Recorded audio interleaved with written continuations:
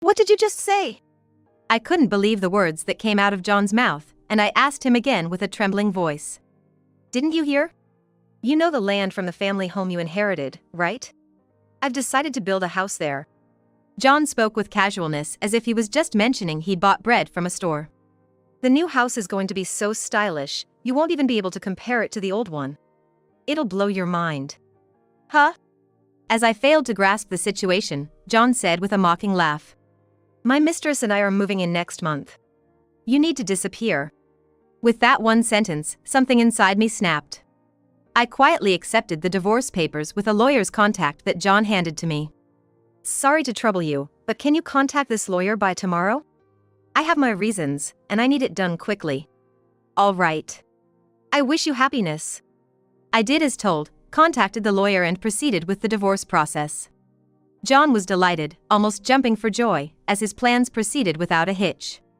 However, a few months later, he would come to me in a state of sheer panic. My name is Susan Clark, 55 years old. I used to be a nurse, but now I'm a homemaker. Actually, this marriage was my second. My first marriage was when I was 26. I got married because I found out I was pregnant. But when my daughter Marissa was 3, he told me he had fallen in love with someone else. It was a shock, but part of me oddly accepted it.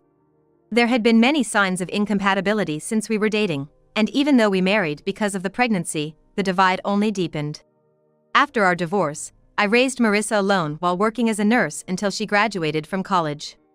Once Marissa started her own life, I decided it was time to live mine. I met John Clark at a matchmaking party soon after that thought. I was 48 and thought it would be nice to have a partner to share my life with, so I started attending these events. He was 5 years my senior, financially stable, and looked younger than his age. He took a liking to me, we went out a few times, and eventually, we started a formal relationship and decided to marry. Since Marissa was living on her own, John and I started our married life together. He was also divorced, had separated from his wife a long time ago, and hadn't considered remarriage until he was 53. When I asked why he decided to remarry now, he would only say, just felt like it. Since we got married, I took on all the household duties. Because that's what John wanted. He was busy running his business and wanted me to quit my nursing job to take care of the home, which was his condition when he proposed. John seemed very satisfied with my homemaking. Especially my cooking, which he always complimented. John was with many demands, but since I had quit my job and we lived comfortably on his earnings, I wasn't really dissatisfied until that moment. 5 years passed peacefully in our marriage. During that time, my father fell ill and passed away at the age of 80. He had been living alone about an hour's drive from our place. My mother passed away when I was in high school, and since I left home after my first marriage, my father had been living alone in the family home. I had suggested living together, fearing he might be lonely, but he always declined with a laugh, saying he preferred being on his own. After marrying John, we didn't live with my father because he was against it. I frequently visited my childhood home to check on my father. But he suddenly fell ill and passed away. I deeply regretted not noticing sooner, and I grieved for a long time without letting John know. There wasn't much inheritance, just the family home filled with memories, a cozy, wooden house. It was something my father had commissioned from a local carpenter. The house was now vacant, and I couldn't bear to demolish it, so I often went back to maintain it. One day, something happened.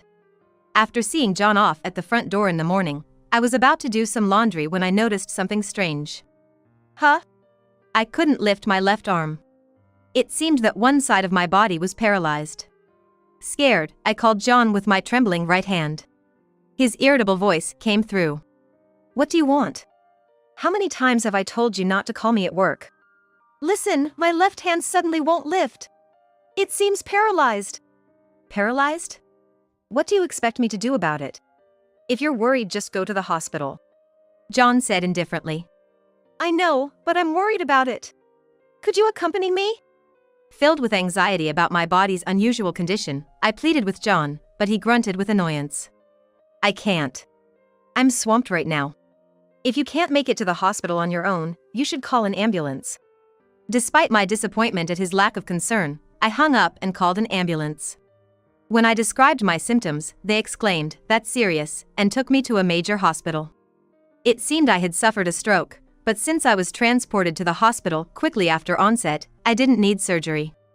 Instead, I was treated with medication to dissolve the blood clot. Still, I was told I needed to stay in the hospital for the time being. As I lay in the hospital bed, the nurses kept asking, "Isn't your husband coming?" I mumbled something about him being busy. It was finally the end of John's workday when he called. "Hey, where the hell are you? What about dinner?" I was flabbergasted that his first concern was dinner. Did he not remember I called him this morning? "I called you this morning. I'm in the hospital." "What? You're still at the hospital? You've been there for quite a while." His casual response infuriated me, and I told him about the stroke. "Stroke? Why would something like that happen?" "I got it, I'm on my way," he said, finally sounding alarmed, and he came to the hospital. He visited my room, only to quickly go and speak to the doctor. Later, I overheard the nurses talking outside my room. "Did you hear about the stroke patient's husband today? He kept asking the doctor if his wife would have another stroke. He said he couldn't handle it if she became bedridden. How awful is that?" I knew they were talking about John. He was more worried about how my condition would affect his life than my health itself, and I sighed deeply. After that day, I continued my hospital stay, but John never showed up again after handling the paperwork on the first day. "Mom, I'm here." Marissa's bright voice came from the doorway, her smile shining. "Sorry to have you bring me things like clothes. You must be busy with work, right?" "It's no big deal," Marissa smiled back. "Don't worry about anything. You've worked hard your whole life, so just relax while you're here." I apologized repeatedly. And I was wishing John had been the one to help, but it turned out he had asked Marissa to do it. "I'm slammed with work, so could you take care of it?" he had told her. His attitude infuriated me, but he had said, "You owe it to your mother for raising you on her own. It's only natural for a daughter to look after her." "Are you okay, Mom?" Marissa looked at me. Her concern is more about having such a husband than about my health. I felt a twinge of worry about John's attitude, but thought he must be struggling at home without me, so I let it slide. I didn't want to worry Marissa. "I'm fine, no need to worry," I assured her with a smile, squeezing her hand. But when I returned home, I was met with a shocking sight. I had expected the house to be a mess, yet it was spotlessly clean, with no laundry in sight. But something was off. In John's bedroom, I detected the sweet scent of a woman's perfume. The conclusive evidence, however, was the long hair strand and a single earring dropped conspicuously on the floor. John is cheating on me. His lack of concern for my illness was bad enough, but to bring someone into our home while I was hospitalized was unforgivable. I decided to confront him. "I'm home," John called from the entrance. But I didn't go to greet him. "Hey, Susan? You're home, aren't you? What's the deal not coming to greet me?" He snapped from the foyer. Ignoring his voice, he entered the living room. I couldn't see his face from where I was, but I heard him drop his bag and approach. "Hey, have you gone deaf too? Greet me when I get home. Who do you think you are?" I couldn't stay silent anymore, turning to face him. "Who do I think I am? You didn't show up during my hospital stay or even pick me up when I was discharged. What about you?" John looked taken aback by my confrontational stance. "What's with this attitude? Who do you think pays for all this?" I showed him the earring I had found. "What's this?" John furrowed his brow for a moment, but when he realized they were women's earrings, he fell silent. His expression was unreadable. I pressed on. "You know what else is weird? How can you, who's never lifted a finger to do housework, keep this place so spotless?" John had divorced when he was young and had been single ever since, but it seems that until he turned 53, his mother took care of all the household chores. Even after we married, he never helped with the housework. I was flabbergasted once when I realized he didn't even know how to use a vacuum or a washing machine. "Are you cheating on me?" I asked. John let out a heavy sigh. And then, he started to chuckle. "What's so funny?" I wondered, trying to make him feel guilty, but it seemed he didn't feel a speck of it. "What's with the attitude? So what if I am cheating?" "What?" "It's a good time to tell you. You can't stay in this house anymore." I couldn't comprehend what he was saying. "What do you mean?" "I've decided to sell the house." It's gotten pretty old. What are you talking about? Where are we supposed to live then? The sudden turn of events left me struggling to keep up. But this was just the beginning. John dropped a bombshell. You have that land you inherited, right? I'm gonna build a house there and live with my mistress. What did you just say? I couldn't believe what John had just said, and I stood there, dumbfounded, looking at him. Didn't you hear me? You have that land from the family home you inherited, right? I've decided to build a house there. He spoke with the casualness of someone saying they'd bought bread from a store. What are you talking about? My family home is there. What about it? Oh, that outdated house? I don't care for it, so I had it demolished. What? I was stunned by the outrageous news, unable to process it. Yet John was shamelessly bragging about the house currently being built. The new house will be so stylish, you'd be surprised. What? Stylish or not, I couldn't care less about a house built on the site of my demolished family home. John looked at me with a mocking expression and said with a sneer, Mistress moves in next month. You need to disappear. That was the last straw for me. I suddenly felt calm and just stared at the man laughing hideously before me. John was going on about something, but I couldn't take any of it in. I quietly accepted the divorce papers with a lawyer's contact he handed me. Sorry to rush you, but could you contact the lawyer by tomorrow? I have my reasons for needing it done quickly. His brazen voice didn't stir a thing in me. Fine. Best of luck to you. I did as told, proceeded with divorce. John seemed almost to jump for joy that his plan was going forward. But a few months later, John would come to me in a frenzy. After the divorce, I immediately told Marissa that I had split with John and was single again. Then she said, actually, I'm relieved. I'll take care of Mom, so don't worry. I laughed and told her. Don't be silly. I'm not old yet. I plan to keep working as a nurse, so you've got nothing to worry about. Yes, after divorcing with John, I had gone back to nursing. It felt rewarding whenever patients thanked me, a stark contrast to the grumbles from John while I was doing household chores. I was enjoying my single life. But 3 months after divorcing, John showed up at my apartment.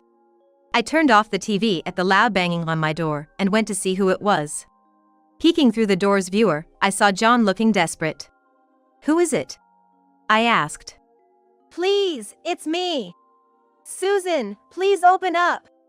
I almost wanted to retort that I didn't know any me, but it seemed too foolish. So I opened the door, keeping the chain on just in case. John's face, shining with sweat and his eyes darting around, was illuminated by the light from the slightly opened door. What do you want now, after all this time? Oh, how dare you speak to me like that after what you've put me through? John accosted me with bloodshot eyes. I responded calmly to his heated words. What are you talking about? I haven't done anything to you. You knew, didn't you? That there was a mortgage on that property. And you kept it hidden from me without saying a word. John was yelling desperately, but I couldn't help but laugh at his words. Of course, I wouldn't tell you. After all, I'm the one who inherited it. That land originally had nothing to do with you, did it? I implied to him that he should have known such a thing. Given John's old-fashioned ways, he probably thought that a wife's property belonged to her husband. But that notion was a mistake.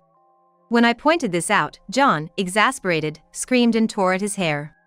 Damn it, if I'd known there was a mortgage, I wouldn't have changed it into my name. Yes, John had changed the deed of the inherited land into his name by forging a power of attorney from me. Then, he had my family home torn down and built a new house to live in with his mistress. However, that land had been collateral for the purchase of my parents' house. When my parents could no longer pay the mortgage, the plan was to sell that land and use the proceeds for the payments. It's a common practice, as land often comes with a mortgage when taking out a home loan. But now, with life insurance linked to the group credit, if the person taking out a mortgage dies, the debt can be cancelled. Unfortunately, my father hadn't subscribed to such insurance. The mortgage on my family home was still outstanding, and I was undecided about taking on that debt. In the meantime, John had changed the land into his name and demolished my family home without my consent. It's your own doing whatever you want without telling me. Got what you deserved, right? So, what's up? Did you get a notice of foreclosure or something? I asked with a cold look, and John blurted out something shocking. It's not just a notice. The land's been auctioned off, and before I knew it, it was sold to someone I don't know. And now I have to leave that land. I couldn't believe it had been auctioned off and sold. The situation had progressed beyond my imagination. I insisted the house was mine, but some scary guys started showing up. As a result, I couldn't live there and was driven out. John said weakly, but I had not expected his situation to be so dire. Still, I felt no sympathy for John and actually felt a sense of schadenfreude. You keep talking about yourself, but what about your cheating partner? Weren't you planning to live with her? I felt a disconnect with John's words, always saying I instead of we. Then John's face grew even more haggard, and he sighed deeply. I was deceived. She was like a woman in it for the inheritance chase. Excuse me? Is it for the inheritance chase? She approached me knowing I was a CEO and had money, aiming for my assets. But I had nothing valuable left. John's words took me by surprise. What? Wasn't your company doing well? John shook his head weakly.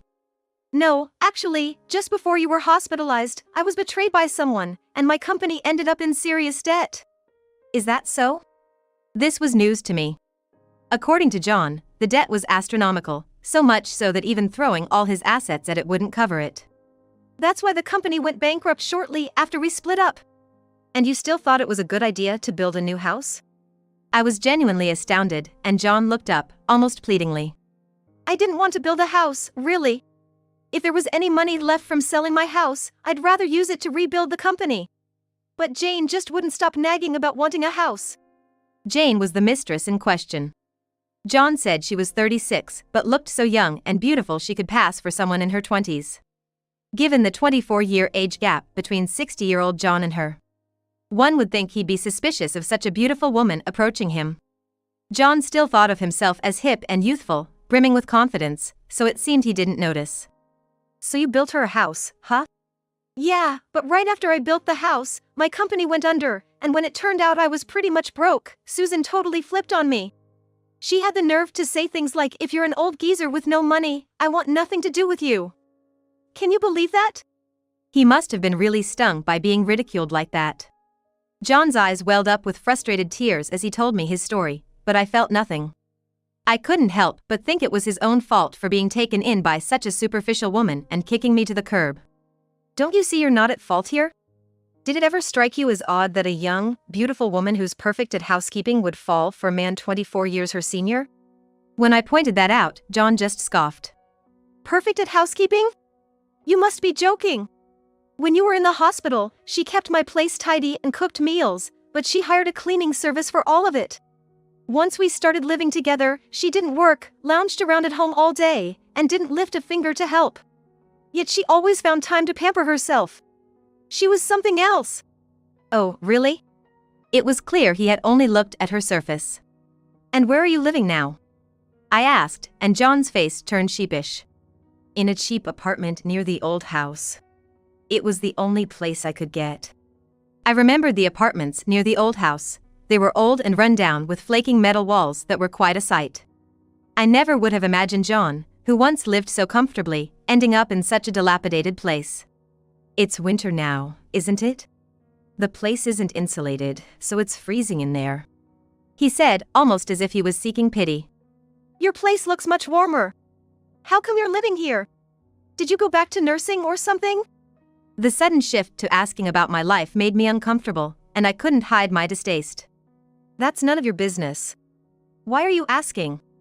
Before I could finish, John was begging, please. What the heck? Would you consider starting over with me? I've missed you every day since we split. It hit me that the one I truly love is you. His unexpected plea left me bewildered. Did he really think I'd happily return to him just because he declared his love? John's gross misunderstanding made me sick to my stomach. He was completely disregarding my feelings. I'm sorry to say, but hearing I love you from you is the last thing I want. It's downright creepy. Why not? Don't say that. I dodged as he clung to the door. Besides, who would believe that you love me? It's not a lie. I really do need you. Need, huh? Sure, I guess you do need me. After all, you started thinking about remarriage at 53, the same age your mother passed away. When I mentioned that, John fell silent. You never told me what sparked your interest in remarrying, but it was because your mom was gone and you had no one to take care of you, wasn't it? Oh, no, that's not it. John replied with a forced smile, but his voice was faint. You say you need me, but what you really need isn't me specifically, you just need someone to take care of you. That's not true. Don't jump to conclusions. John sat in proper posture, a sickly ingratiating smile spreading across his face. It's not a conclusion without basis. When I had a stroke, you rushed to the hospital and went straight to consult with my doctor, didn't you? I know what you asked him. John had been grilling the doctor about whether I would end up bedridden and in need of care in the future. When I confronted him with that, his face turned pale as he muttered, "Why would you bring that up?" And started making excuses, saying, "It's not like that, I was just worried about you." Liar. You just didn't want to be saddled with taking care of me, did you? I know why you stopped visiting me. You wrote me off as old after seeing me have the stroke, didn't you? And then you chased after a much younger mistress. After all, the purpose of your marriage was to find someone to care for you in your old age. I had seen right through John's thoughts. Perhaps the affair with Marissa had been going on without my noticing, long before. But I'm sure the decision to leave me and choose Marissa happened after I collapsed. He chose a younger and healthier mistress over a wife with health concerns. While John was trembling with guilt, I told him, "I'm sorry, but I have no intention of ever getting back together with someone who could so coldly think of abandoning me while I was suffering without a shred of concern." Even as he tried to cling on, I called the police in front of him. "Hello? There's a strange person loitering outside my house." When I said that, John snapped, "All right, I'll leave," and vanished. After that, it was one disaster after another for John. That new house he built, of course, was still being watched by those intimidating men, making it impossible for him to return. But the house, designed to impress Marissa by a popular designer, still had a mortgage on it, and it seemed the payments were falling behind. If someone would buy the house, it seemed like his problems would be solved, but according to the intimidating landowner, there's talk of demolishing John's house eventually, leveling the lot, and putting the land up for sale. Even if the house is torn down, the mortgage remains, a truly tragic situation. John seems to have neither the energy nor the money to start a new business and is now just getting by with temp jobs and part-time work. Mentally and physically exhausted, he no longer resembles the prosperous man he once was. In fact, he looks older than his years now. As it turns out, the failure of John's previous marriage was also due to him throwing his weight around and behaving like a tyrant.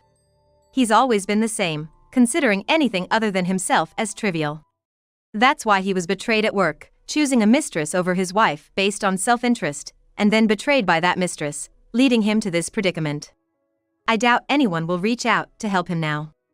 Yet, I don't feel a speck of sympathy for John. As for me, lately Marissa has moved into my apartment, and we've been living together happily. Her workplace is close to my apartment, and she said it was a waste to pay rent for a separate place. But I knew that she decided to live with me because she was concerned about my health. She seemed to be worried about how I was coping after my stroke and divorce from John. But no need to worry. I've been keeping up with regular checkups at the clinic and have even improved my lifestyle. Lately, I've been feeling great. I've completely forgotten about John, and he hardly ever crosses my mind now. When I was hospitalized, John never visited me, but the nurses were so kind and became a source of support. Now, working as a nurse myself, I strive to be as supportive to others as I was once helped. I'm looking forward to going to spa with Marissa. My life is still very much ahead of me.